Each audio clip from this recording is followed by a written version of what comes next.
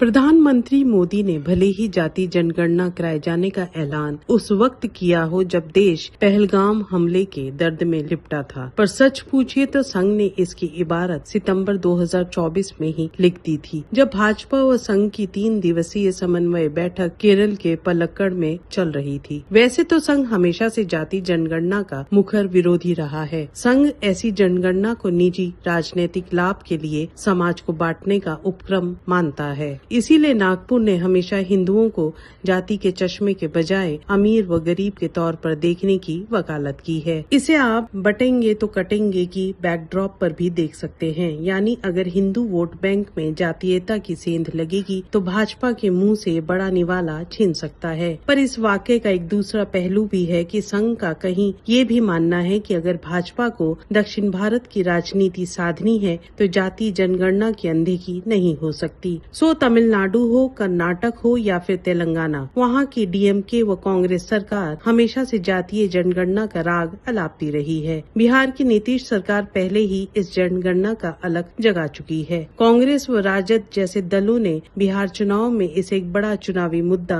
बना रखा है। सो भाजपा भी इस बहती गंगा में हाथ धोना चाहती है, क्योंकि 27 में यूपी में भी चुनाव होने हैं। विश्व सूत्र बताते हैं कि सांख्यिकी और कार्यक्रम क्रियान्वयन मंत्रालय यानी ministry of statistics and programme implementation पहले ही इसके बाबत 3 टेंडर निकाल चुका था। चौथा टेंडर अभी निकाला गया है, जिसके लिए एक बड़ी कंपनी ने क्वालिफाई किया है जो वीजा के बिजनेस में है। पहले 3 टेंडर यूं ही व्यर्थ गए, क्योंकि कंपनियों को लग रहा था कि सरकार ने देश भर में जातीय जनगणना कराने का जो बजट रखा है वो निहायत ही कम है। सो इस बार क्वालिफाई करने वाली वीजा कंपनी ने सरकार के समक्ष मांग रखी है कि मार्जिन मनी कम से कम 25% बढ़ा दिया जाए, क्योंकि इस काम में कम से कम साल भर का समय लगने वाला है। पर सरकार मार्जिन मनी बढ़ाने के बजाय इस काम को इन हाउस यानी अपने कर्मचारियों से कराने पर ही विचार कर रही है। हमारे वीडियोस को देखने के बाद लाइक और सब्सक्राइब करना बिल्कुल ना भूलें।